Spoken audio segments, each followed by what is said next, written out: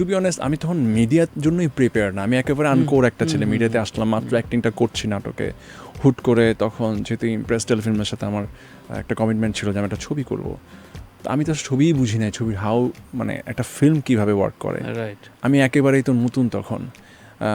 আর সত্যি বলতে চারপাশে যাদের সঙ্গে কথা বলছি বা মিশছি তারা সবাই তো সুপারস্টার্স। হ্যাঁ, আমার প্রথম সিনেমার ডিরেক্টর তানিয়া আপু। সো তানিয়া আপু তো হচ্ছে আমার কাছে বিশাল একজন মানুষ। সে ফর এক্সাম্পল ফ্রি টাইম আছে, আপনি উত্তরা গেলে দেখবেন, মগবাজার গেলে দেখবেন, কিছু নির্দিষ্ট সার্কেল আছে যেখানে বিভিন্ন আর্টিস্ট ডিরেক্টর মানে ওদের আড্ডা দেয়, কিন্তু আড্ডা দিচ্ছে, হয়তো এর ভেতরে না না এর ভেতরেই ওরা কাজের প্ল্যান হয়তো করে ফেলছে, হয়তো ওই আর্টিস্ট ওই নির্দিষ্ট ওই সার্কেলের ডিরেক্টরদের সাথে ঘুরে ফিরে কাজ করে, আচ্ছা আচ্ছা, আপনি দেখলেই দেখবেন। সো আসলে আড্ডা দিতে দিতে কাজের প্ল্যান হয়, তো দেখা গেল হচ্ছে এই করতে করতে অনেক ডিরেক্টরের সাথে আমার গ্যাপ, কাজ হয় কিন্তু সিঙ্কটা নাই। রাত ৮টা with তানভীর তারেক।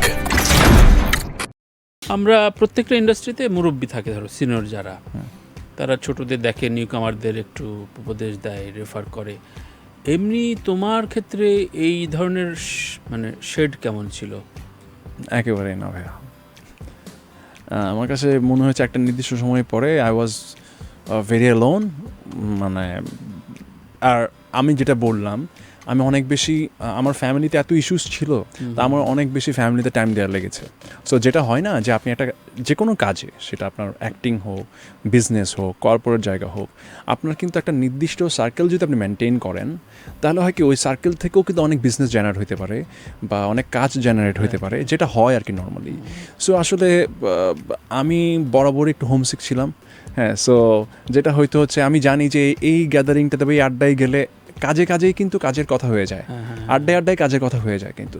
সো আমার হচ্ছে ওই সার্কেলটা একেবারেই নাই। সে ফর এক্সাম্পল ফ্রি টাইম আছে, আপনি উত্তরা গেলে দেখবেন, মগবাজার গেলে দেখবেন, কিছু নির্দিষ্ট সার্কেল আছে যেখানে বিভিন্ন আর্টিস্ট ডিরেক্টর মানে ওদের আড্ডা দেয়, কিন্তু আড্ডা দিচ্ছে, হয়তো এর ভেতরে না না এর ভেতরেই ওরা কাজের প্ল্যান হয়তো করে ফেলছে, হয়তো ওই আর্টিস্ট ওই নির্দিষ্ট ওই সার্কেলের ডিরেক্টরদের সাথে ঘুরে ফিরে কাজ করে, আচ্ছা আচ্ছা, আপনি দেখলেই দেখবেন। সো আসলে আড্ডা দিতে দিতে কাজের প্ল্যান হয়, তো দেখা গেল হচ্ছে এই করতে করতে অনেক ডিরেক্টরের সাথে আমার গ্যাপ, কাজ হয় কিন্তু সিঙ্কটা নাই। তার মানে এই যে আমার সাথে বেশ দুইবারই বলছে জয়া যে বাংলাদেশে কোনো প্রপার কাস্টিং হয় না, সকাল সন্ধ্যা বা এক সপ্তাহে যাদের সাথে দেখা হয়, আর নয়তো গার্লফ্রেন্ড বয়ফ্রেন্ডকে কাস্ট করে, আর নয়তো মানে ওই চরিত্রে লাগবেই এরকম ভেবে কেউ কাস্ট করে না। এবং আমি প্রশ্ন ছিল যে কলকাতায় কেন চলে গেল ওই সময়, বলে যে ওই জন্যই গেলাম যে দেখলাম যে তো যার মতো অভিনেত্রীও তো যদি এই ব্লেমটা দেয় ইন্ডাস্ট্রি নিয়ে, তোমার কথাও তো তাই, যে ধরো আড্ডায় যাইতে হবে। এইটা আমি বলবো না যেতেই হবে, আমার কাছে মনে হয় যে এটা সবাই সবার কমফোর্ট জোনটাতেই আসলে কাজ করতে পছন্দ করে। হয়তো আমি যদি ডিরেক্ট না করি, সোশ্যাল না, ওর ছেলেটা সোশ্যাল না, সোশ্যাল না, বা ওর সাথে তো আমার সিং নাই, ও তো এখানে আসে না, ওকে তো আমি চিনি না বা জানি না, ওর সাথে কাজ করবো বাধ্য, আমি তো ওর সাথে আসে, ওকে সাথেই করে ফেলি কাজটা। ওর সাথে তখন বা প্রডিউসারের সাথে কথা বলতে গেলে হয়তো ওর সার্কেলের ছেলেটাকে ও প্রমোট করছে, হ্যাঁ ভাই ওকে নেন না, হয়তো প্রডিউসার আমার কথা বললো না ভাইয়া ওর সাথেই করি। হ্যাঁ, তো এই জায়গাটা হয়তো ক্রিয়েট হয় আর কি। তো এখন দিন শেষে তো মানে এটা হয়তো অনেকের জন্য সহজ জিনিসটা মেনটেন করা, বা আমার জন্য একটু হয়তো বরাবরই কঠিন ছিল আর কি। না, স্ট্রাগলিং ইন্ডাস্ট্রি আসলে এমনই, আমি যেহেতু যতগুলো গল্প শুনি, প্রিয় দর্শক, আসলে ইন্ডাস্ট্রি গল্পে এরকমই একজন নায়ক বা একজন অভিনেতা বেড়ে ওঠে। তো যদি দুটো প্রশ্ন রেখে আমি প্রথম বিরতিতে যাব, ধরো ঠিকঠাক ক্যারিয়ার বা ফেস ভ্যালু বা ইমেজ তৈরি না করেই ফিল্মে নামাটা কি ভুল ছিল কিনা? অবশ্যই ভুল ছিল। হ্যাঁ, এটা কতদিন পরে বুঝলা? এটা শুরুতেই বুঝছিলাম যখন প্রথম সিনেমা যদি আপনি বলেন, হ্যাঁ এটা তো ছিল 2014 সালে শুটিং করেছি, 17 সালে। তখন টু বি অনেস্ট আমি তখন মিডিয়ার জন্যই প্রিপেয়ার না, আমি একেবারে আনকোর একটা ছেলে, মিডিয়াতে আসলাম মাত্র অ্যাক্টিংটা করছি নাটকে, হুট করে তখন যেহেতু ইমপ্রেস টেলিফিল্মের সাথে আমার একটা কমিটমেন্ট ছিল যে আমি একটা ছবি করব, আমি তো ছবিই বুঝি নাই, ছবির হাউ মানে একটা ফিল্ম কীভাবে ওয়ার্ক করে, আমি একেবারেই তো নতুন তখন।